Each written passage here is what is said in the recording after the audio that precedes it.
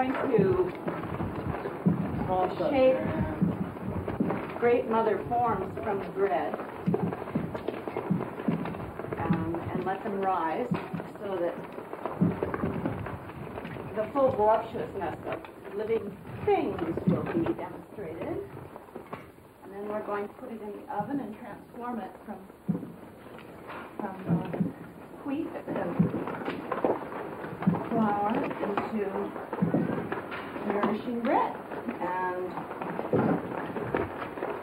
then we're going to, when we burn the man, we're going to break the bread and I'll share it.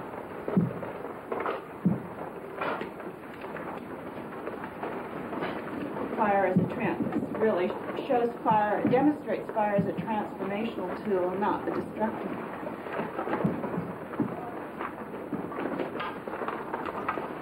It's like you're giving a massage. Yeah. Kind of nice. I can't wait to do the next batch. Well, we haven't decided. It probably wouldn't stay. It would probably fall apart. Spinning around, Doctor. What's that in front of me? It's an oven! But not too far because, remember this is going to dry and it's going to be a lot like meat.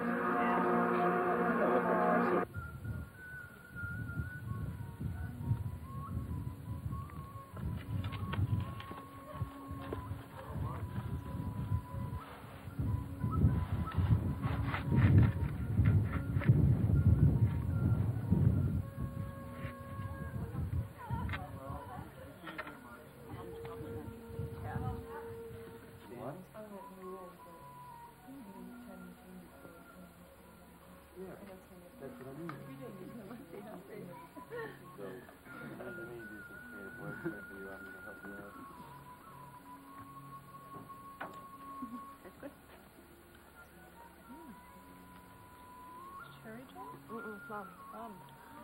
That's beautiful. Not too sweet. It's just right.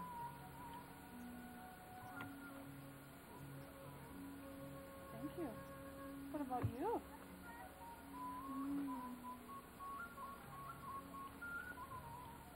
Wonderful.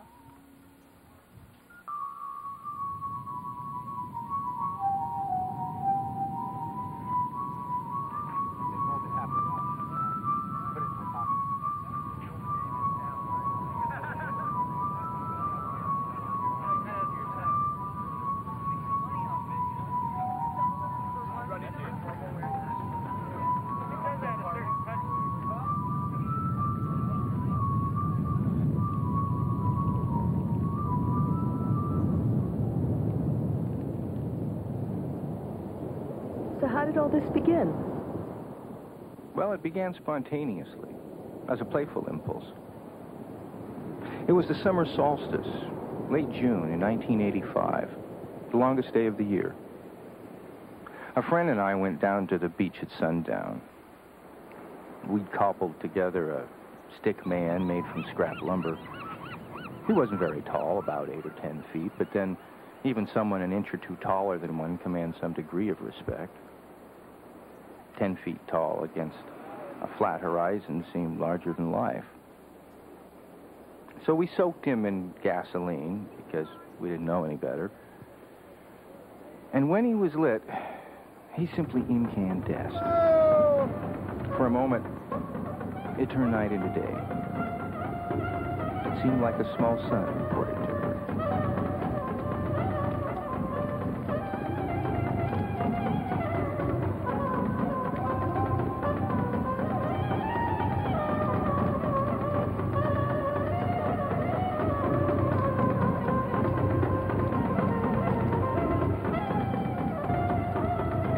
Everyone was instantly drawn to her, from all over the beach, transfixed by this fiery human form.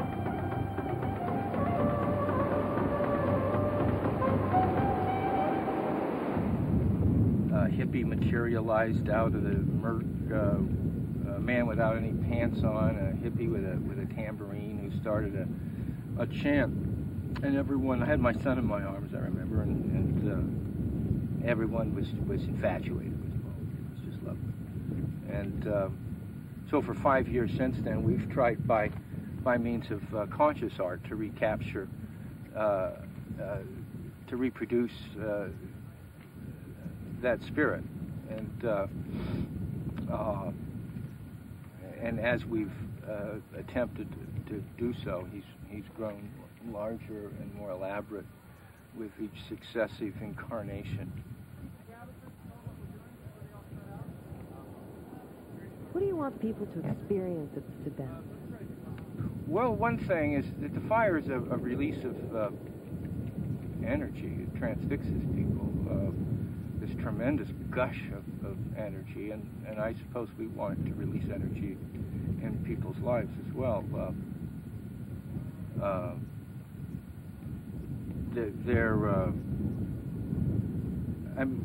We're all burning with a slow, moist, damp sort of fire, dark fire called metabolism, and we're caught like specks in time, and so in that sense we can identify with his parish, and his life is the transit of his life is very short, but ours is only relatively longer.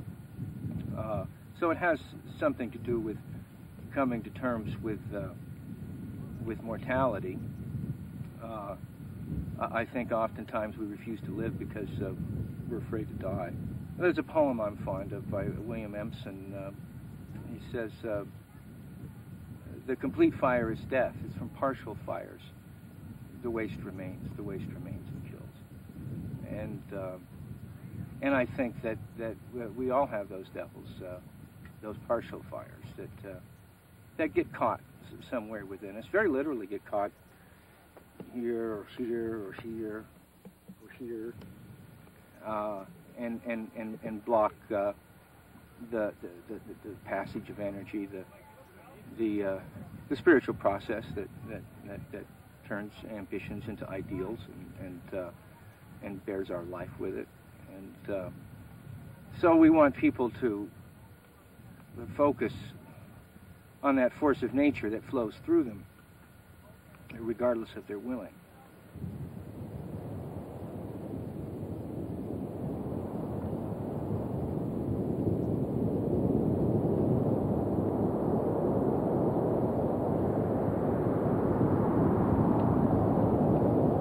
Tell me about the bread baking that's going on out here. For years, women have come to me and said, "Well, where is the burning woman?" And I really didn't have a ready. Well, I had an answer, which is true, that it's not gender specific. It's the burning man as mankind. And although one year I fashioned a great girthy penis one year, carving out of redwood. It looked like Japanese pornography. It was magnificent. It dangled between its legs, and it was absolutely absurd. It didn't work. And a friend begged it off me, and she now has it on her mantle, and is very happy with it at last report. And yet, this year we've done an interesting thing. A friend, a sculptor, is baking bread at the event. She's made an oven of bricks, a kiln-like structure, built in a little dome, seems to grow out of the earth, and I fancy it quite. It's just a prototype yet. It's kind of like where the man was when he was little, but it has all of the elements in place. It's a practical activity. It's a practical task. You know, we have a problem in our culture. We're self-conscious and we're sarcastic to protect ourselves, because so often, and cruelly so, we don't have the context of a culture that would then self-consciously guide us in expressing things, and so we blush and we joke. And we've invented a kind of formula here. We give people a task that takes them out of themselves. I mean, when we raise the man, we have to overcome gravity. We have to build a fire. Those are probably two of the most essential human labors, and civilization is built on them. And in doing so, people simply forget themselves. They're not concerned about whether they're having a spiritual experience. They're doing something. And it works. It disarms us. It takes the emotional armor away. People don't really have time to ask the sort of questions that literally speaking, don't have an answer. That can only be answered unsayably and by experience. In any case, I think the kiln has that element. It's work. Burning Man is work, and it involves fire, and it involves the production of a human image, an image of ourselves, transposed against the vastness of the world.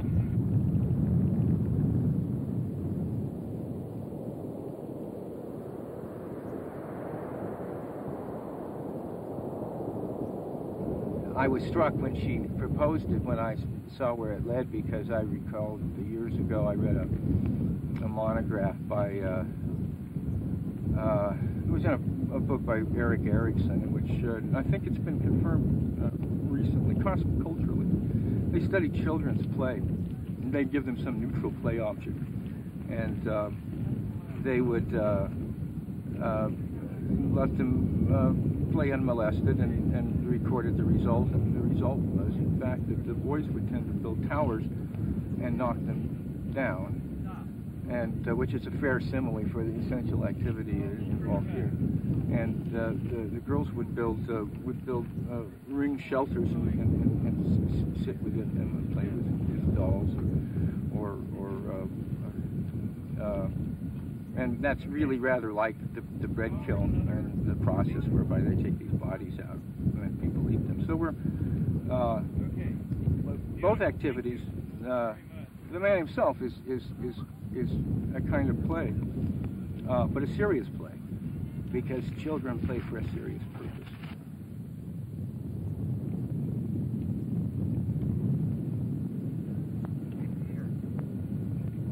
Oh. It was a dark and blurry night. I just got Cocktail peanut? yeah, we were. I had twice.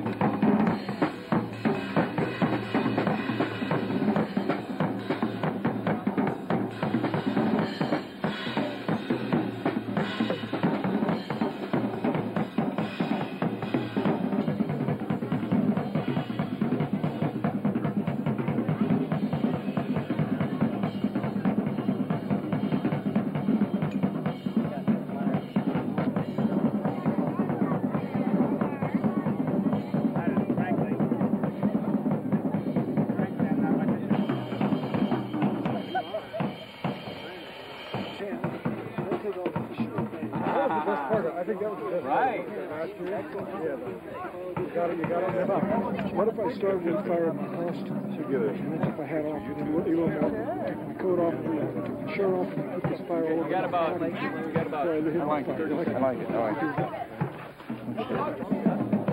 You think this is semi-formal or something? I've got a bigger one than you, so take that. They will move right in. Got anything to say about it? You get too many. You want too many. I'd say you're one too many. Give her a hand. I don't have to take this from you. Yeah? Say something about it. Okay. Yeah, you're right.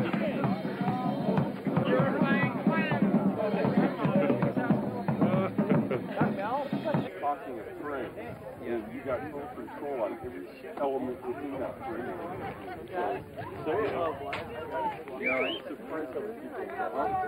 Forward, just real slow. Very good, tight fast, so this is going to go a little fast. We got a lot of people. Baby steps. Just keep coming slowly, baby steps. Good. All we want to do is take these out to the side. They better tighten up the back there a little bit. It's going fast. Just lighten up. They won't let it. Don't pull more than you need to. Okay. Because there's plenty of people back there just sitting there holding the rope and you're holding all the rope. Real slow, perfect, real slow. Keep coming, right at that speed. Look at the man. He's going down. You guys can let go of those. When you start coming down there, he's going to go fast. You might as well keep them out of the way. Are we centered? Are we centered on that? Okay, keep it slow. Slow. Oh, why don't you pull in here? Poor guy's pulling weight for you, so you can... You guys have any weight back there? Oh, it's easy. Let's go. Let go. Faster. Is it going to get heavy yet?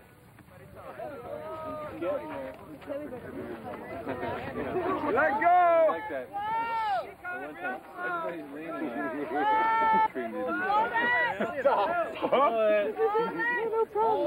Hold that pose. That's a good one. Come on, camera. Oh.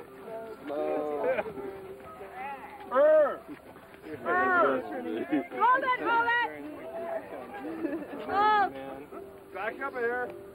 Got it! Bingo! Hey!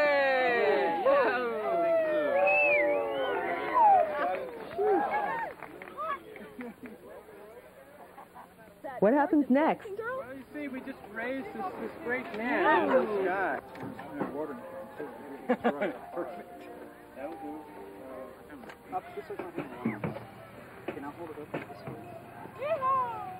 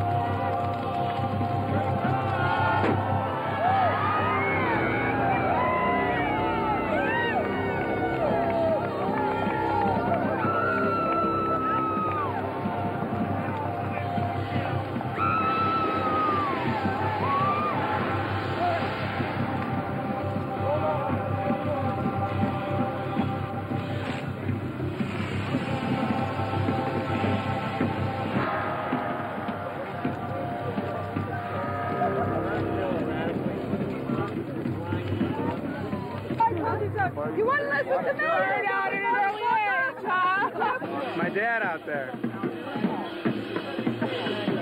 I didn't think he would fall as quickly. I didn't think he would take so long to get up either. But he did good this time.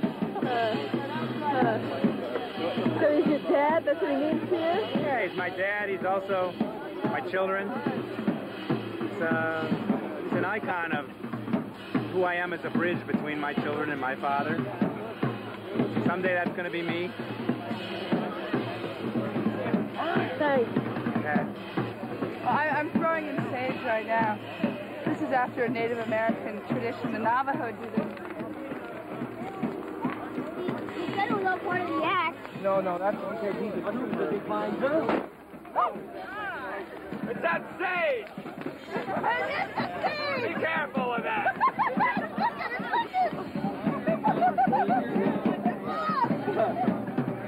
Gee, what does this mean? Or is any of that metal? I need a minute to think. It is the height of ritual, of awareness, of availability. Well, it's a given that there aren't enough positive initiation rites. In this culture, the only initiation rites you have are going to war. Well, this one symbolizes, you know, male machismo in a way, and we burned that. And we could build up our macho and then throw it in the fire in a creative way. And then they had the female rite, which was also creativity, and they baked bread. And then I brought some bread and I threw some of it into the fire and made it something positive. To have both of those, female and male, combined. Not belonging to this group, riding just the desert on dirt bikes. This is quite impressive. Enjoyed it immensely. What's it mean? It means that a group got organized enough to really put something like this together and really impress a lot of people. There were a lot of people together for a good time. Burning Man took my x-rays up with him in smoke. I want him to prove the doctors liars. That's what it means to me.